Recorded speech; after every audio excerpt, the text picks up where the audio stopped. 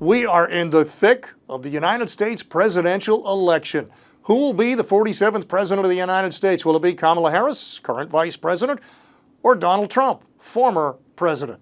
We're going to find out, but the polls you keep hearing that it's 48-48 or 49-47, those are all meaningless. Doesn't matter where it comes from, doesn't matter what their numbers are, they are meaningless because the United States doesn't choose its election by a nationwide popular vote.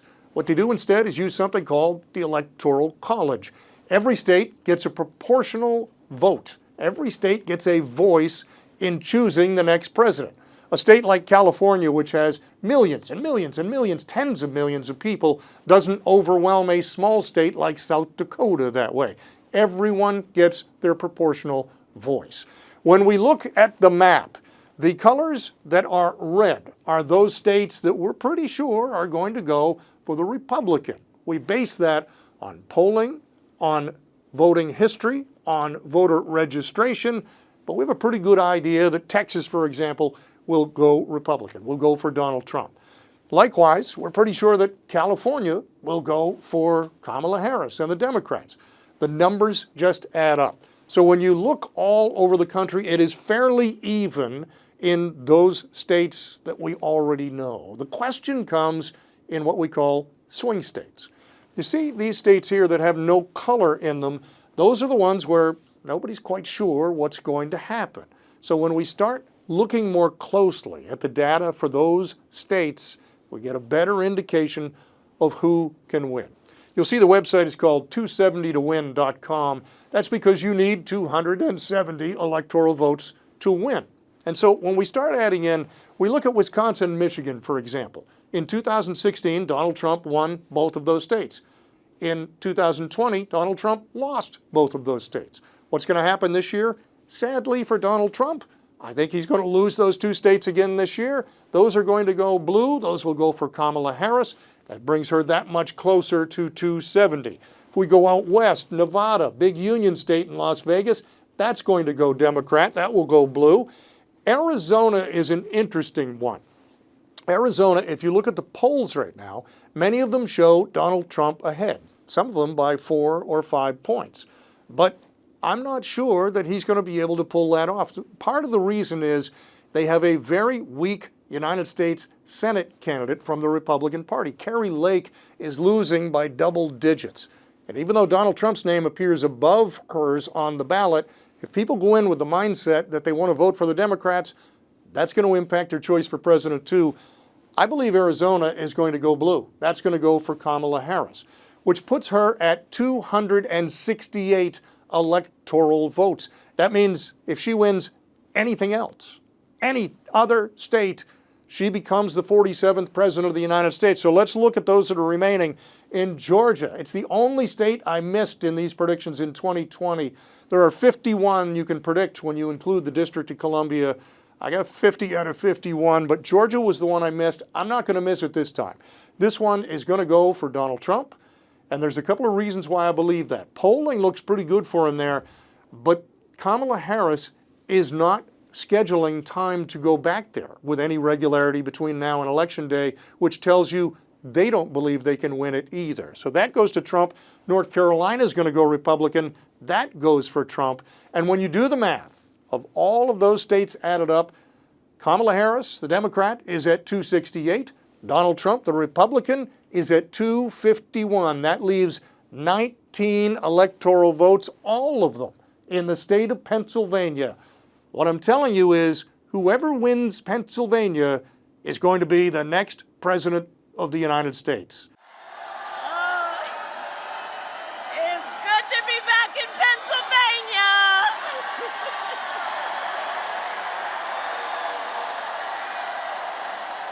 Hey, everybody. And with your help, in 22 days, we will win. We will win. We will win. We win Pennsylvania, we win the whole damn thing, right? With your help, 17 days from now, we are going to win Pennsylvania. We're going to defeat Kamala Harris, and we are going to make America great again, right? So you can see from all the data that no matter what the national polls say, the road to the White House goes through Pennsylvania. I'm here in Philadelphia. It's a big city, it's a metropolitan feel, big minority population, and it tends to lean very far to the left. The city of Philadelphia will surely vote for Kamala Harris. But why? Today, we're going to talk with people from the city of Philadelphia, and we're going to find out what the issues that are most important to them are. But we're also going to talk to people from rural Pennsylvania, because when you go to parts outside the city, the people are very different and the issues are very different. What matters to the farmer? We'll find out and we'll share it with you.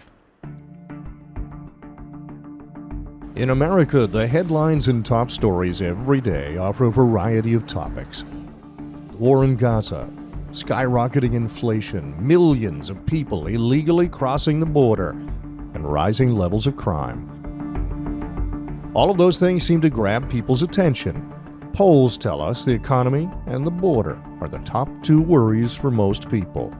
Pennsylvanians told us the same thing. You know, a little presidential election going on this fall, and it's interesting to see what's most important to anybody. Is there one issue that really stands out to you? I think economics, where our money is going and what we're doing with it.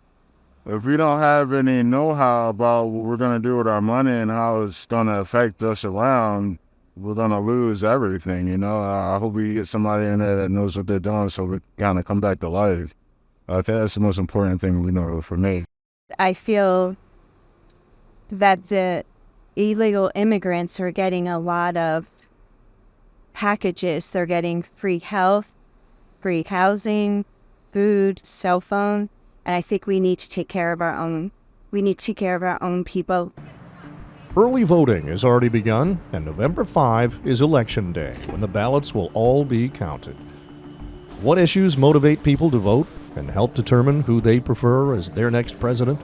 With Pennsylvania poised to play an oversized role in the 47th President of the United States, we ask regular people what issues matter the most to them. Certain issues as more like inflation, that's important. Are there certain things where you feel it more than others? Definitely in the markets. Definitely when it comes to food. I would say food for the most part. I would say rent is another thing. Everything, the cost of living is going up. Everything's going up. So, but when election time come around, you notice the gas prices start dropping a little bit. So when they want something, they know how to get it. They know how to make things all right until they could get what they want. And then, you know, once they get what they want, everything get high again.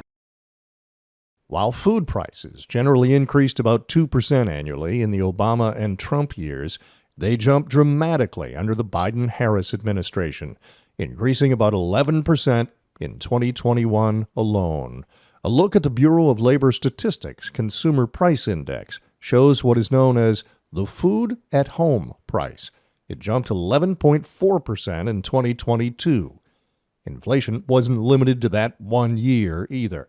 Auto insurance went up 20.3% in 2023, and that same year, the cost of a steak went up nearly 10%.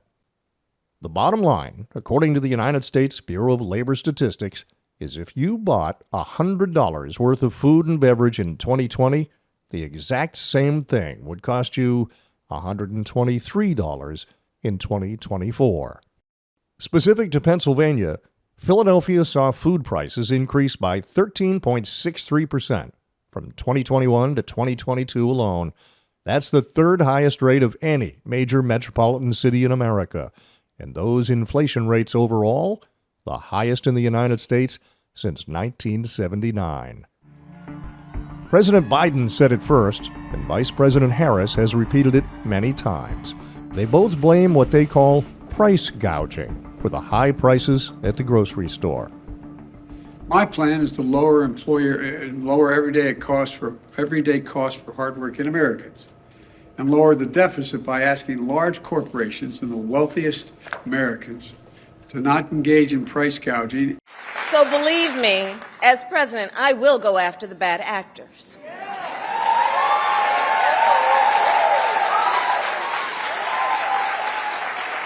and I will work to pass the first ever federal ban on price gauging on food. Price gouging is defined as the practice of raising prices on certain types of goods and services to an unfair level, especially during a state of emergency. We might see this after a hurricane when tap water is undrinkable, or many basics like gasoline or medications are not readily available. Someone who's unfairly raising prices to take advantage of that situation would be said to be price gouging. That is not what's been going on at the grocery store during the 4 years of the Biden-Harris administration. In fact, the Federal Reserve Bank of San Francisco study published this past year found, quote, rising markups have not been a main driver of inflation over the last 3 years. It costs considerably more now to feed cows, hogs, and chickens. With the increase in minimum wage, labor costs have increased dramatically both on the farm and in the grocery store. The fuel needed to transport virtually every product to market is far more expensive than it was 4 years ago. All of those things impact the final cost of every product. So while your eggs cost more, and your juice and your milk cost more, the logical question is, if it's price gouging, who is it that's profiteering? Is it the grocer? Is it the farmer? The answer to both is clearly no. We drove a couple of hours outside the city of Philadelphia to talk to farmers from rural Pennsylvania. Chris Hoffman is an active pig farmer. He's also president of the Pennsylvania Farm Bureau. Wife and a son. Son actually works on the farm, and my day-to-day changes every day. So one day I'm on the farm working with pigs and chickens, and the next day, as of today, I was with the Secretary of Agriculture, Secretary Vilsack, discussing farm policies, talking about the needs of farmers, and so it's really kind of, for me, it's just really an awesome opportunity for me to just kind of have a day that is so different from one day to the next, but yet never forgetting what it is to get food on the table and to take care of the people that are around me. And when we talk about economics, what does that mean? What parts of that impact you and your family? Well, the economics in agriculture is really has to do with the fuel, the power, like, you know, those resources that it costs to be able to make a product, right? And so when you start thinking about what it costs for a gallon of diesel in your tractor or in your combine, right? That all goes to the bottom line. And so the economics for farmers is really what we look at, and looking at what commodities are right now. Commodity prices are not real good, right? So you know, it becomes like a double whammy. Low prices and high fuel costs, energy cost is really something that I think is on the top of a farmer's mind. And then you said the border as well. If someone looked at a map of the United States and they saw where Pennsylvania is, they might not think the border would matter so much. Why does it matter? Well, I think what it matters is it's just for the security and safety, right? And we live in small communities, right? And when you're hearing the news cycle of all these things that are happening around the country, and you worry, is that going to come to me? We in our rural community, we don't really think about the safety of your family, right? Because we know who our neighbors are. We know you know, our communities. But then when you're hearing other folks coming into our community, we don't know them, we don't know who they are. People get a little bit of anxiety about. So is that going to happen? And then you hear only the bad things, right? Not the good things, but the bad things. And I think just gets people a little unsettled. Agriculture is an essential industry in many parts of the United States, and that is absolutely true in the swing state of Pennsylvania. Bailey Fisher works for the Pennsylvania Farm Bureau. Pennsylvania Farm Bureau is the largest grassroots organization for agriculture in the state, so we're very proud of that. We have close to 27,000 members, so We are a grassroots organization. We advocate on all different types of agriculture. We have a variety of agricultural that we represent, primarily small to mid-sized farms though, but we are the voice of agriculture up on the Hill, both at the state and federal level. How about the presidential candidates? Do you think that the two primary candidates we have now have a good understanding of the world of agriculture? Yeah, I think they both do. I've seen them both on farms, so that shows me that they're interested in learning about the field. And that's kind of what we always look for, is that they're at least, if they're not expert now, they're at least looking to engage and looking to learn. And I think that's what we want to see. So, Andy Bader has farming in his blood. So I'm a fourth generation farmer. I'm a part-time farmer. I came back to agriculture after another career. My wife and I are nearing retirement, and actually we finished our last harvest this year. If by some strange twist of fate that on January 20th of 2025, you found yourself standing on the U.S. Capitol steps being sworn in as President of the United States, what would the very first issue you would want to address be? I will be honest with you, right now I am very concerned about national security. We are at a time of some very significant threats from other countries. I did mention China a little while ago. Obviously, we have a situation with Russia and the Ukraine where the Russians are hoping to slowly take over the Ukraine breadbasket. I think that we need to be aware of the stature of the United States as the standard bearer for democracy and potentially rule a little bit with a big stick. And I think that's, to be honest, we've lost a little bit of that recently. We need to get back to being the torchbearer of the world. So many threats right now. I mentioned Ukraine, China, obviously the Middle East is a significant concern. So we need to have that credibility that we are going to continue to be a force for good and be in a position where no one can mess with us. Are there things that, like, you and your wife sit and talk about, at dinner? And don't use my example, but she goes grocery shopping, or you go grocery shopping, and you come home and you think, I can't believe sour cream is $7 for a little thing now. What's the thing that tends to come back up at home? Well, what comes back up is that, do I really need that new hunting jacket that I just bought, or that new fishing rod? Those are the things that I get yelled at because I love the outdoors and I love to engage. But her thing is really the cost of goods, right?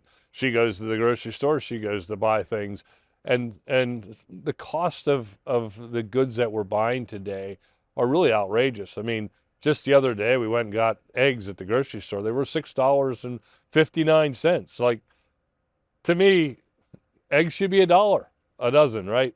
But it's just, to me, that's our conversation about what it costs anymore just to be able to live and to have the things that you'd really want to have, and even when we travel, right? The cost of going to a restaurant has went up tremendous over the last couple of years.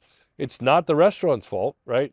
But it's the cost of what it is to get the energy, to get the trucking, to get all that stuff, right, has elevated the prices that people have to make money.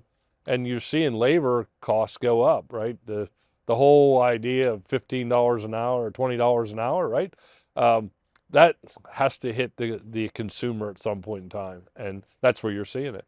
Does it change how you decide, particularly for recreational things? For, you mentioned, your hunting jacket or your new rifle, or does it impact those things when you think, hey, I would like to go get X, and then you think, maybe I better hold off? Well, since I'm in agriculture, budgeting and planning are very, very important. So a lot of things that I do, whether I want to go on a hunting trip or whatever, it's something that you plan in advance, right? You put money away for. You have to budget, right? And I think that it seems, as I listen to the news cycles in the morning, like I heard that we're $1.2 trillion in credit card debt, right? I think I heard that, right? So it goes to show that folks aren't planning, or the lack of income, lack of money is causing them to use credit. And so that concerns me, right? Because at a certain point, you have to pay the piper, right? Right. You have to make those payments. And so for me, it's about planning. It's about thinking through what we're doing and how we're doing it. And I'd love to have a new car today, but we're budgeting it out, right? We're planning.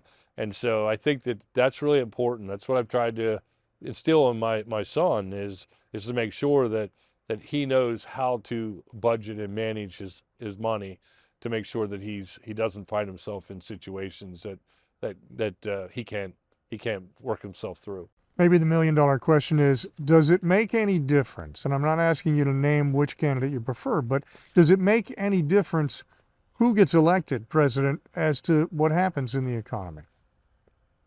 I think it makes a difference. I think the candidates all have their own ideas on how they're going to manage the country, right?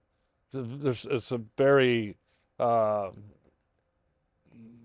the ideas are vast, right? On one side or the other, or how you're going to deal with foreign trade, or how you're going to deal with the goods and services, and how we're going to create new jobs and all that. And so I think that it really, from a personal standpoint, you have to sit and listen and think through like what they're telling you, whether or not it's even reasonable, right? To be able to accomplish what they say they're going to do.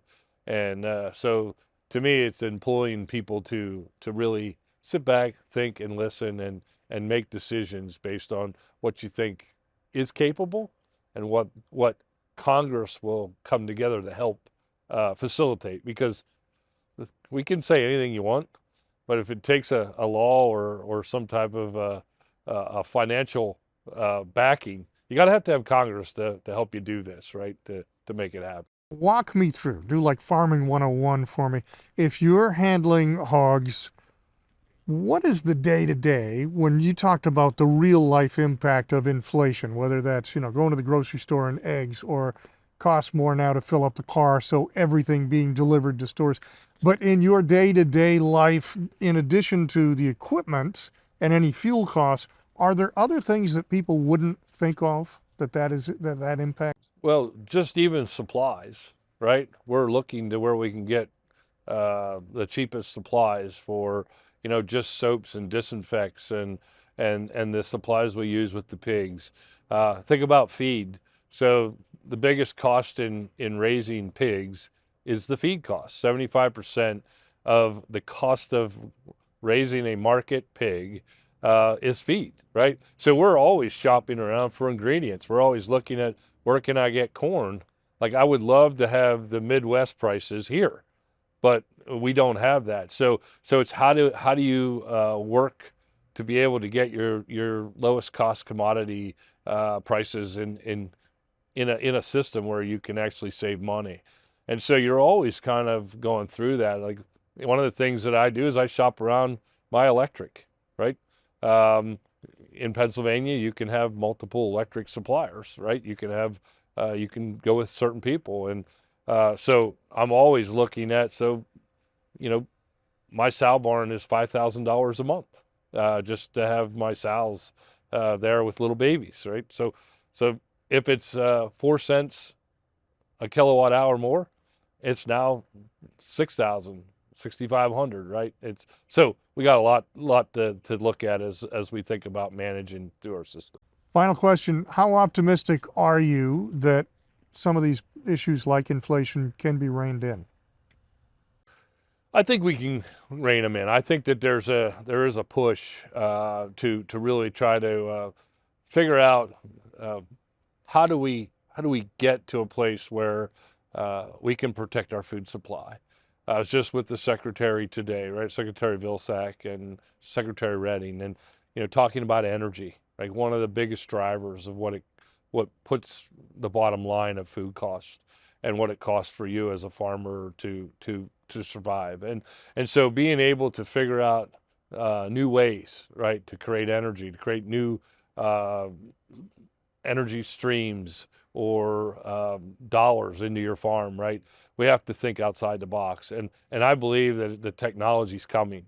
So we have a lot of opportunities. We think about what the future is. And I think that farmers are innovators, right? We're going to figure it out. We're going to make it happen, and we're going to be successful. And we're the best country in the world when it comes to producing food, not only for us but for the world. So we've got a bright future ahead of us, and I believe in our Pennsylvania farmers.